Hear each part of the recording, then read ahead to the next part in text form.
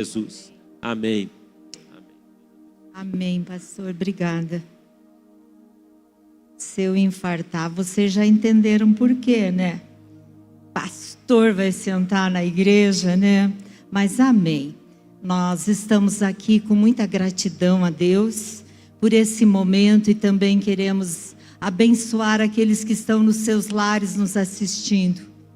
Eu não perdi tempo de enviar para os meus familiares o link do culto dessa noite. É tão bom quando a gente pode envolver todos para ouvir, mas eu quero abençoar aqueles que vão ouvir hoje e aqueles que estarão ouvindo mais tarde, num outro dia. Que a bênção se estenda sobre cada um. Nessa noite nós estamos sendo impulsionados, ensinados pelo Senhor a descobrir uma maneira melhor e mais profunda de nos relacionar com Ele. E para nós estar iniciando esse culto, o título dessa mensagem é Como Devo Chamá-lo? E o texto, para que a gente possa estar iniciando essa mensagem, encontra-se em Mateus, no capítulo 6, versos 5 a 8. Mateus 6, do 5 ao 8. Diz a palavra de Deus para nós ali. Quando orares, não sejam como os hipócritas, pois se comprazem em orar em pé nas sinagogas, nas esquinas das ruas, para serem vistos pelos homens. Em verdade vos digo que já receberam seu galardão. Mas tu, quando orares, entra no teu aposento, fechando a tua porta, orará teu pai que está em secreto, e teu pai que te vê, te recompensará publicamente. E orando, não useis de vãs repetições, como os gentios, que pensam que pelo muito falar serão ouvidos. Não vos assemelheis, pois, a eles, porque vosso Pai sabe o que vos é necessário antes que vô-lo pedis.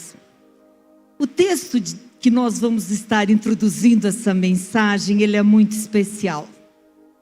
E eu orava sobre essa mensagem esses dias. E o Espírito falou uma coisa assim muito linda para mim. Ele falou que quando não falamos com o Pai, nós falamos do Pai. Muito interessante isso. E eu queria trazer isso para a gente entender muito bem. Por exemplo, quando nós estamos dentro do nosso lar com o Pai, e não há diálogo, não há convivência, não há amor, não há carinho, não há respeito. É uma distância. A tendência, quando se sai de perto dele, é tecer informações, mensagens, colocações negativas. Deu para você entender? Então, quando nós não falamos com o Pai, nós falamos do Pai. Deveríamos falar de forma positiva, mas infelizmente quando isso está acontecendo, quando o diálogo está rompido, quando as coisas não caminham segundo a vontade de Deus, não é isso que acontece. E trazendo isso para o reino espiritual, quando nós não conversamos com o Pai, nós também falamos do Pai. Nós acabamos murmurando, nós acabamos reclamando, nós acabamos nos sentindo injustiçados por Deus. Então é muito importante nessa noite nós estarmos entendendo essa mensagem, esse texto. Eu quero crer, eu gosto muito de ficar imaginando a cena. Eu quero crer que Jesus já estava observando os discípulos. Ele percebia que esses homens, eles estavam sempre conversando, cochichando um com o outro. E Jesus sabia o que eles estavam falando. Mas ele deixou a cena continuar. E o que esses discípulos poderiam estar questionando? Eles notaram que Jesus tinha uma maneira diferente de orar. Era impressionante. Quando ele orava, o ambiente se transformava. Ele mesmo, às vezes sobrecarregado pelo dia, pelos problemas, pelas perseguições, ele orava ao Pai e tudo se tornava diferente. E os discípulos tomaram coragem e foram para Jesus e falaram para Jesus: Mestre, nos ensina a orar. E Jesus aproveitou o gancho. Jesus, ele simplifica a maneira de orar para aqueles discípulos. Ele simplesmente diz assim: quando vocês orarem, vocês vão chamar ele de Pai. Quando vocês estão todos reunidos, vocês vão chamar nosso Pai. Quando vocês vão para o secreto, a sós, nos aposentos de vocês, vocês vão chamá-lo de Pai. Sabe, isso impactou, isso levou um choque, isso foi muito difícil para os discípulos, porque eles conheciam o Antigo Testamento, e eles tinham ouvido dos profetas, dos patriarcas. Eles eram homens segundo o coração de Deus. Moisés, que falava face a face com o Senhor Deus. Abraão, que era amigo de Deus. Nunca eles haviam chamado Deus de Pai. Havia um distanciamento na oração que aqueles homens que amavam a Deus e temiam a Deus faziam. Era uma oração de reverência, era uma oração de respeito, era uma oração que expressava um Deus distante. E esses apóstolos cresceram com essa concepção.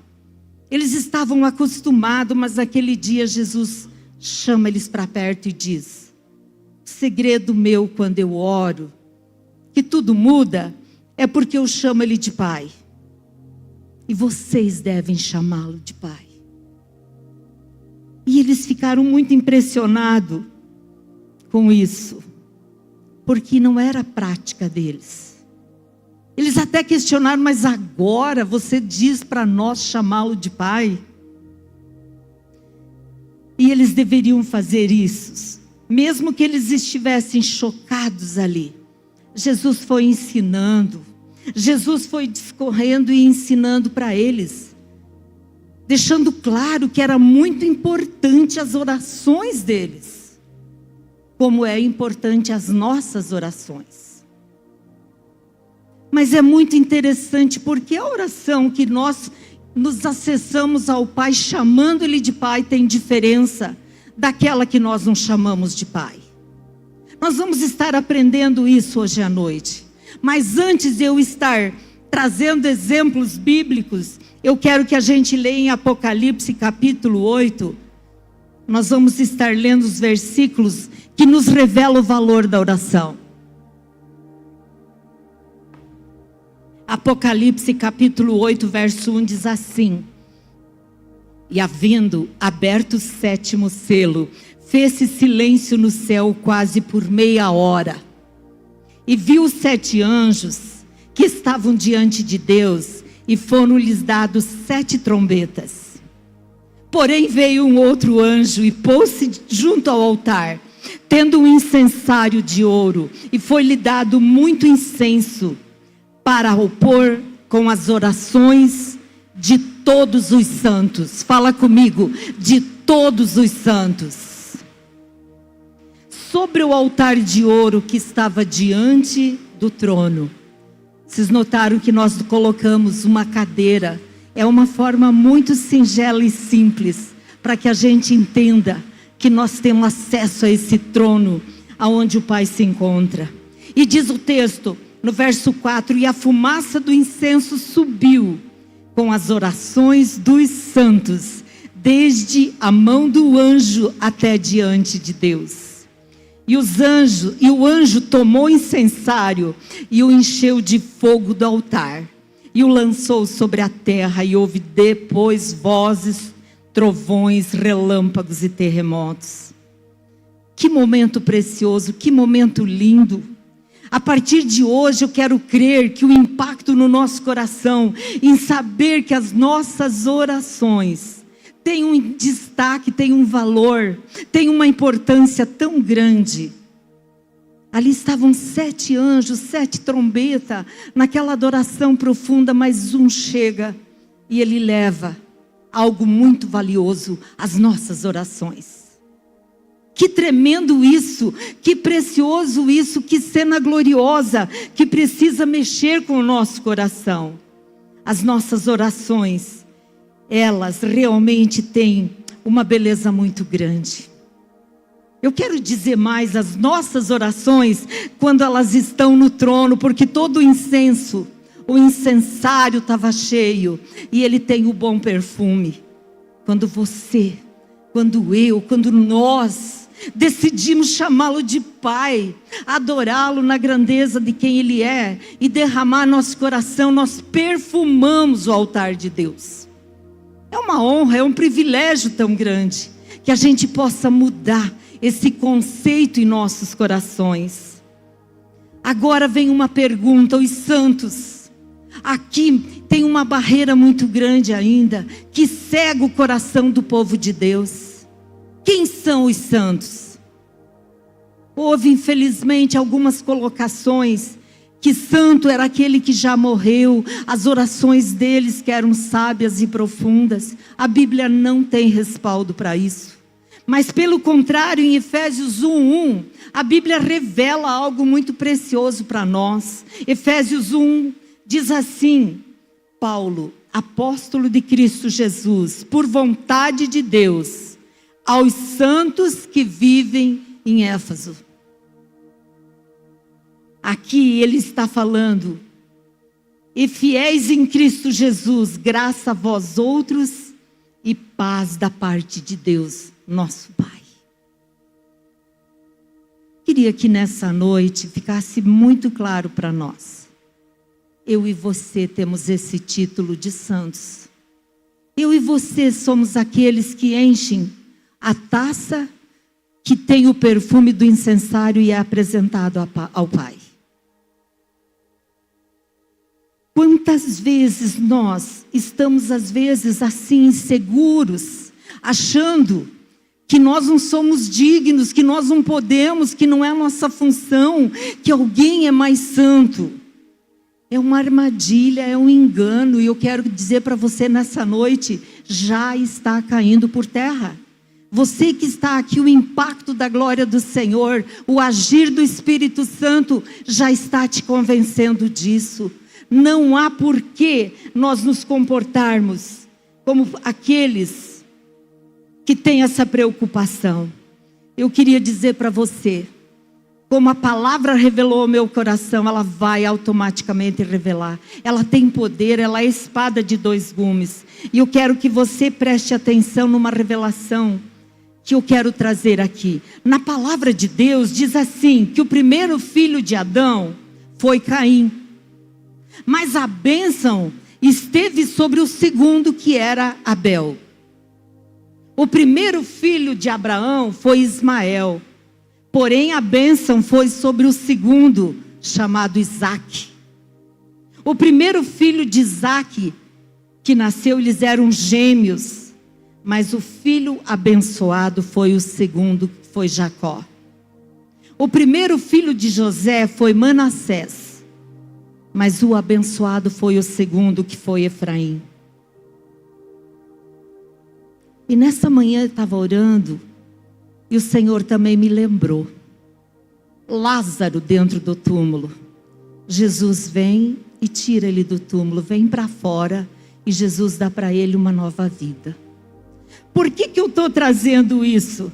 Porque aqui nos fala muito da importância da segunda vida.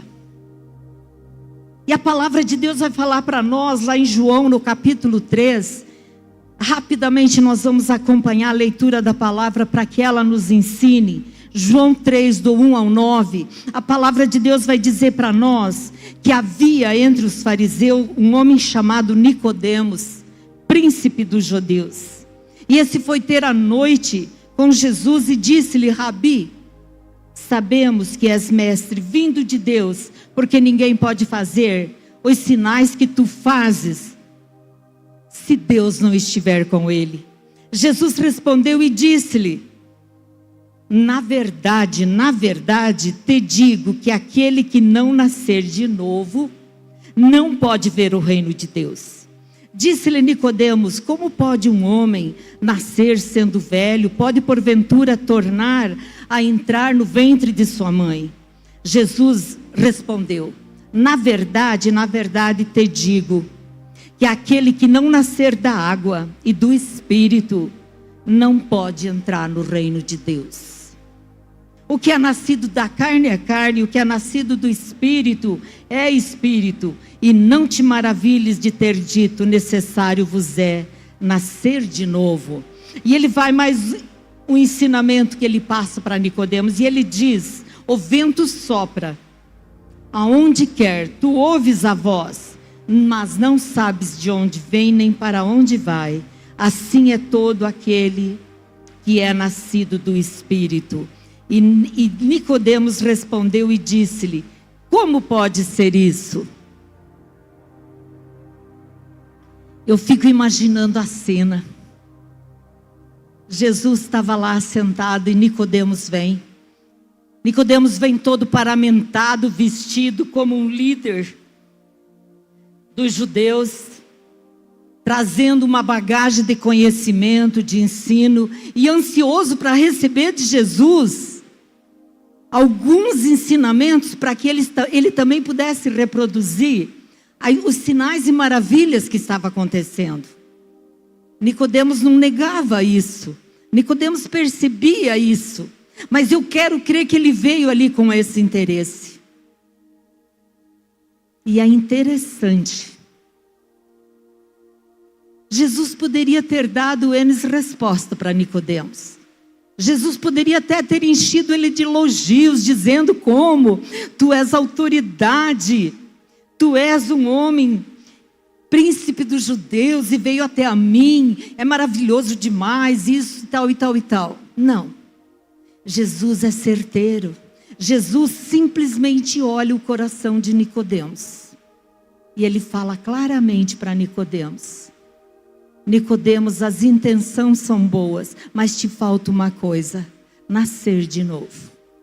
Jesus não estava dizendo para Nicodemos: te falta uma religião. Ele estava dizendo para Nicodemos: te falta um novo nascimento. Às vezes, com qualquer um de nós isso acontece. As pessoas vêm até nós e elas começam a conversar e a falar e você vai contemplando e o Espírito já te mostra o alvo. Às vezes a gente tem que se controlar para não dizer para a pessoa: pare que eu tenho um recado objetivo e claro para você. Aqui Jesus está mostrando claramente. Ele espera Nicodemos falar o que ele tinha para dizer. E ele é muito enfático e certeiro. O nosso Senhor é muito precioso. Ele é enfático e certeiro, mas para o melhor. E ele diz para Nicodemos: Nicodemos precisa nascer de novo.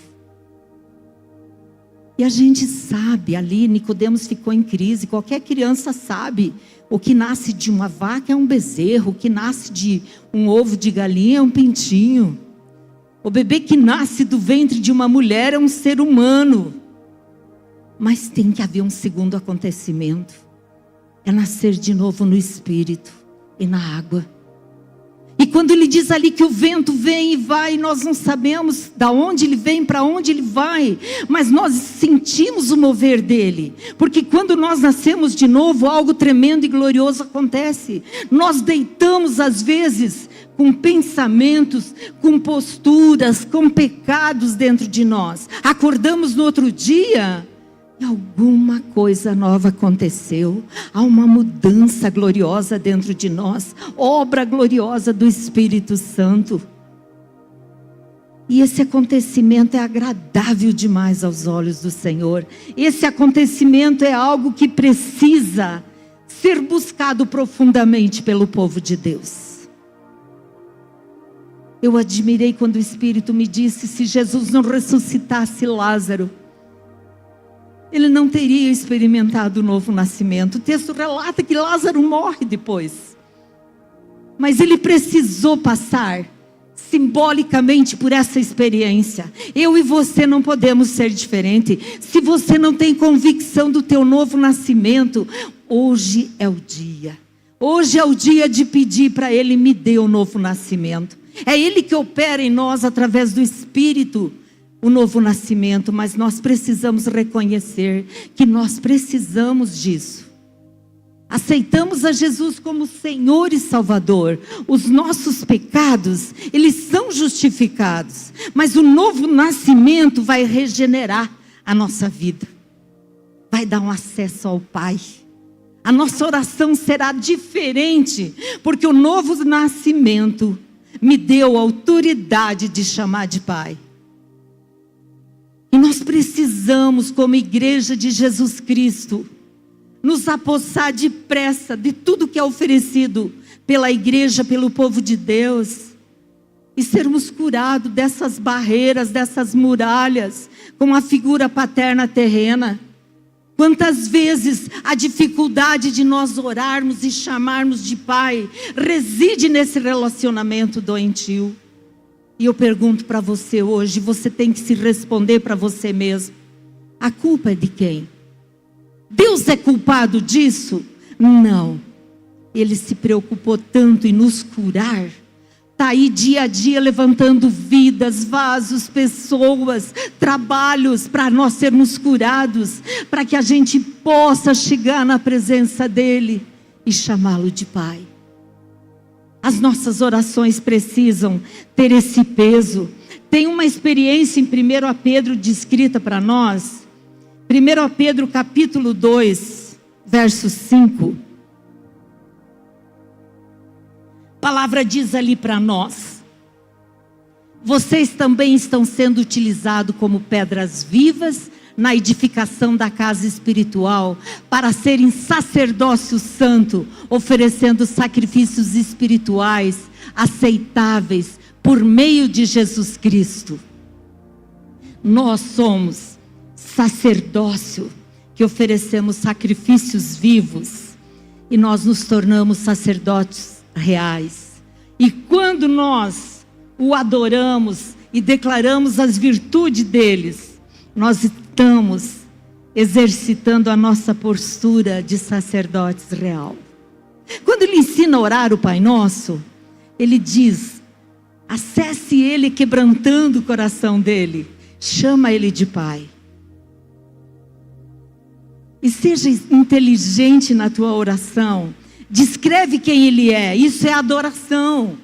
Ele diz ali: Pai nosso que estás no céu. Daí ele diz: santificado é o teu nome. Venha a nós o teu reino. Há relato de outros homens da Bíblia no Antigo Testamento, que diante de situações tremendamente perigosas, de guerras, de exércitos, eles foram para o Pai, para Deus na concepção deles, e falaram: tu és poderoso nas batalhas, tu és vencedor, tu és aquele que tem o governo nas mãos, tu és aquele que nos envolve. Esse relacionamento é que Ele está pedindo para nós através da nossa oração. E eu insisto com você, quando nós acessamos esse trono, chamando Ele de Pai, durante o dia, quantas vezes é necessário. Eu espero que o Espírito Santo agite em nós de tal maneira que às vezes você apenas diga assim: Pai, eu quero ficar juntinho de Ti, a Tua companhia me faz muito bem. Como é bom, Pai, eu ficar aqui em silêncio, eu não quero dizer nada, mas eu quero ficar junto de Ti. A tua postura, a minha postura de filhos e filhas chamando Ele de Pai, perfuma o altar, o trono da glória de Deus. Até quando nós vamos ignorar isso? Até quando nós vamos deixar de praticar isso? Que nessa noite, em nome de Jesus, a gente possa romper com limitações, a gente possa romper com, às vezes, tradições do velho homem que ainda está nas nossas vidas e nós não estamos praticando o que deveria. Eu quero trazer o relato de mais uma pessoa que está ali na palavra de Deus e que mostra para nós a diferença quando nós oramos apenas a Deus ou oramos ao Pai. Vamos lá para Atos capítulo 10. Atos capítulo 10.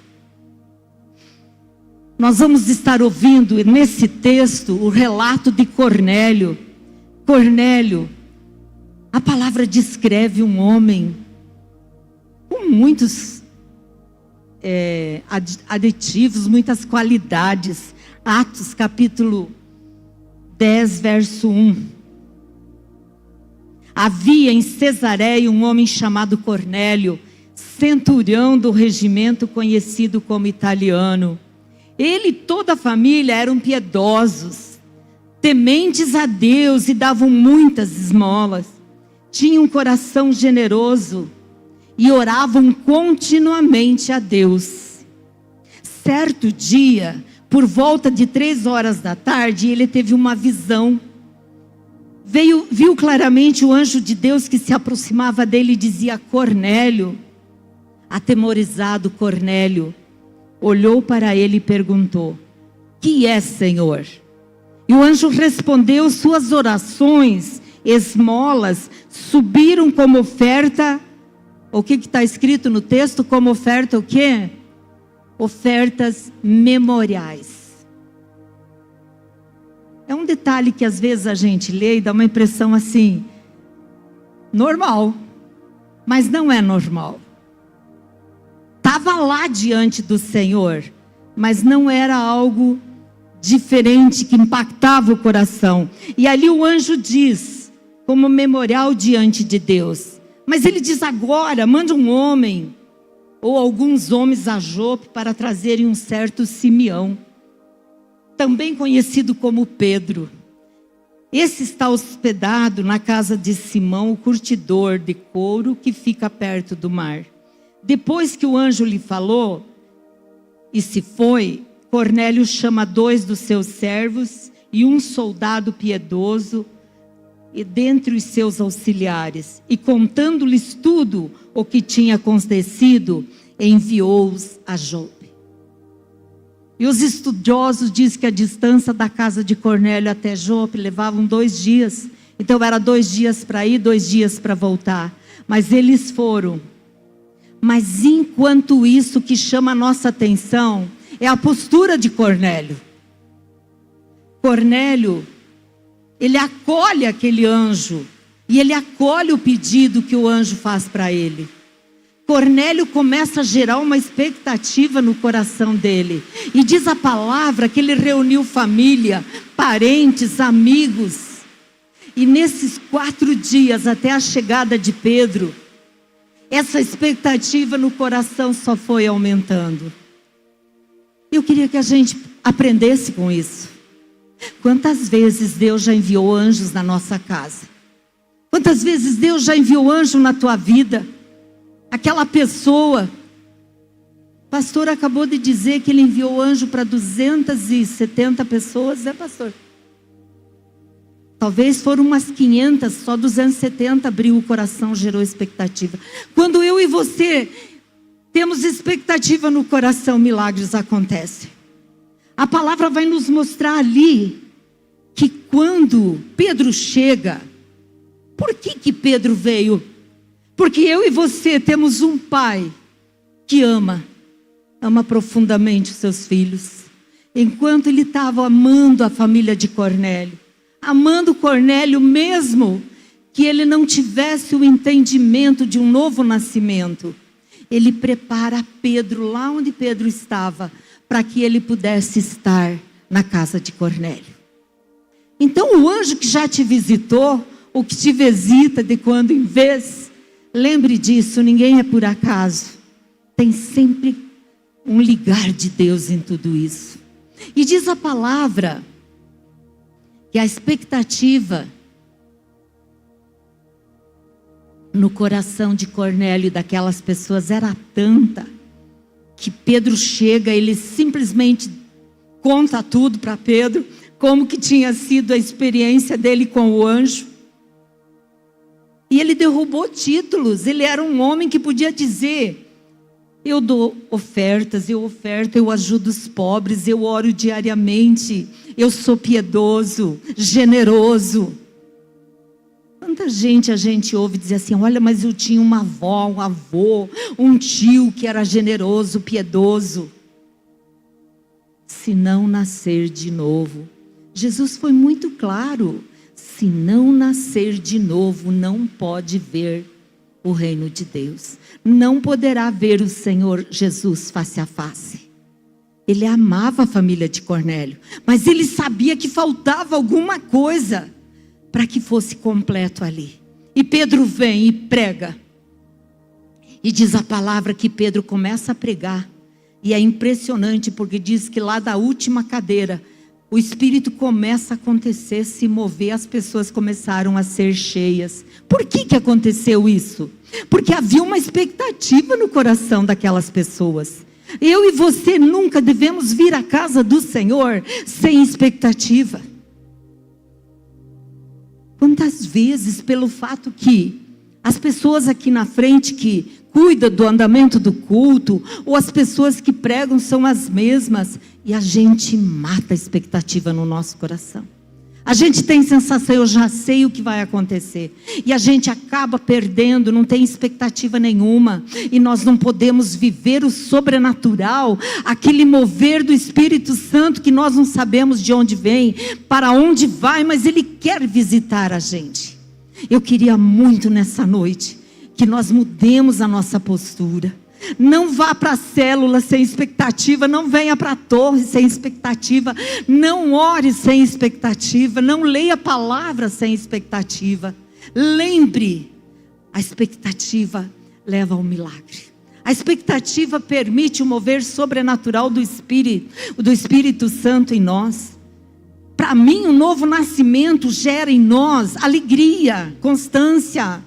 Quem tem o novo nascimento não desanima, mesmo quando o teto cai sobre a cabeça. A gente pode até chorar, mas ir à casa do Senhor é motivo de muita alegria. O domingo sem ir à casa do Senhor nos faz falta.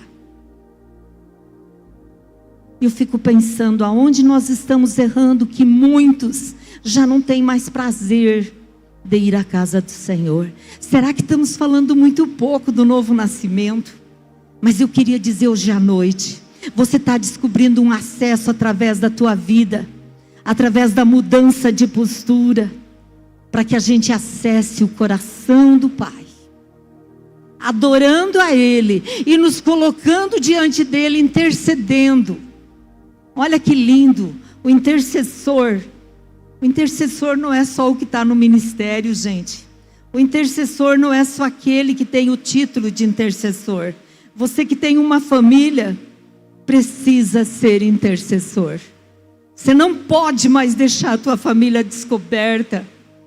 Pai e mãe que se colocam diante do Pai, o adorando e intercedendo pelos filhos, verão a glória naquela família.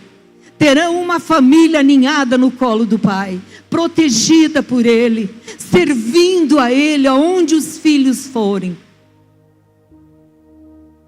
Nós precisamos despertar para isso. Temos diante de nós dias tenebrosos, dias difíceis, ameaças constantes em nossa nação, instabilidade acontecendo. Mas quando eu e você, nascido de novo, controlado pelo vento do Espírito, acessamos o coração do Pai, uma quietude vem, nos sentimos seguros, protegidos, e até esperamos ver o sobrenatural de Deus acontecendo. Como foi a oração para aquele moço? Senhor, abra os olhos para ele ver. Eu tenho muita expectativa de ver ainda, apesar de muito que nós já vemos, ver ainda coisas grandes, onde nós vamos comemorar e dizer yes. Esse é o meu Pai, esse é o meu Senhor, esse é o Todo-Poderoso. Qual foi a última vez que você viu relâmpagos e trovões e declarou: esse é o meu Pai, Ele é Todo-Poderoso? Eu ministrava uma pessoa essa semana que tem muito medo. Foi vítima do tempestade temporal em Nova Laranjeiras, desenvolveu síndrome de pânico.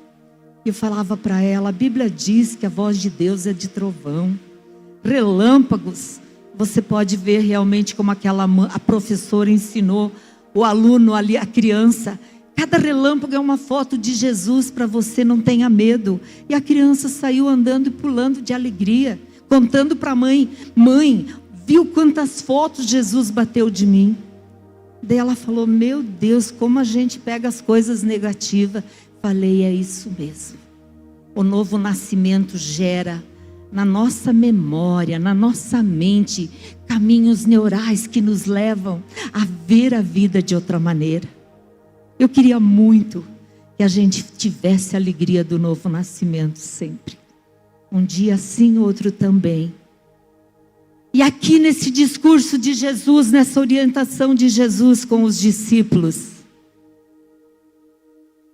e que se estende até a nós, eu quero finalizar agora, trazendo aquele texto, daquele momento, que nós como igreja já temos presenciado muitas vezes, que é o lava-pés. E ali estava Pedro de novo. E Pedro fala para Jesus: não, eu não sou digno de você lavar os meus pés. E essa é uma postura que infelizmente eu quero que caia por terra hoje à noite de todos. Nunca mais fale isso para Deus. Eu não sou digno, eu não sou digna de orar, de falar, ou de... Não, isso aí é uma cilada, é uma amarra de Satanás. Porque quem nos torna dignos é o novo nascimento em Cristo Jesus. Ele nos salva, Ele nos purifica. E a presença do Espírito faz uma regeneração dentro de nós. E Pedro ali, ele tentou achar assim: não, mas se eu tiver essa postura, eu vou agradar.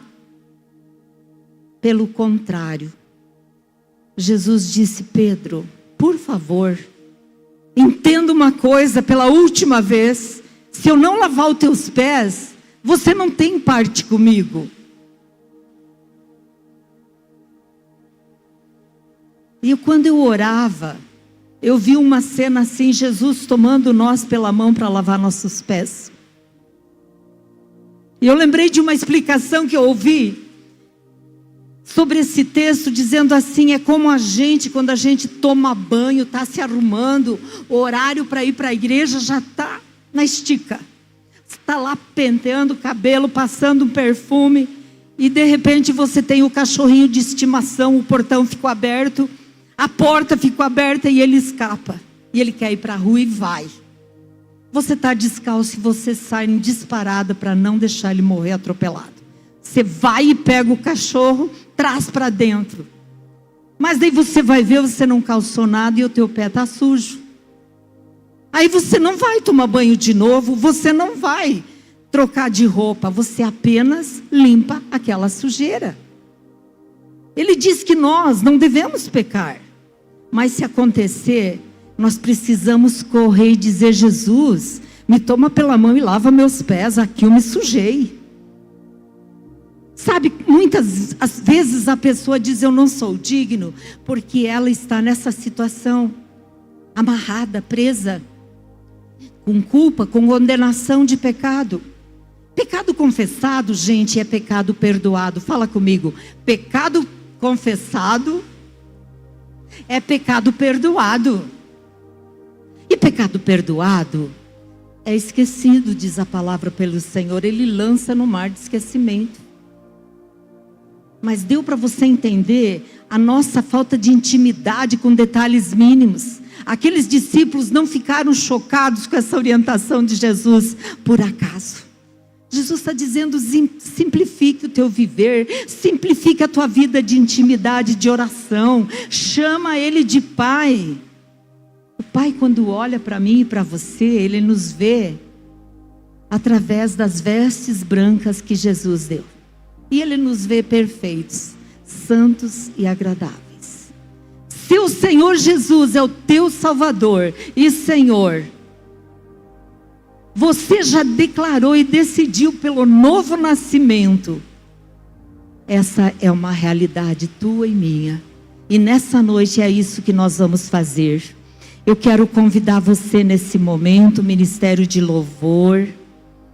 Pode ficar sentado por um instante, fecha os teus olhos.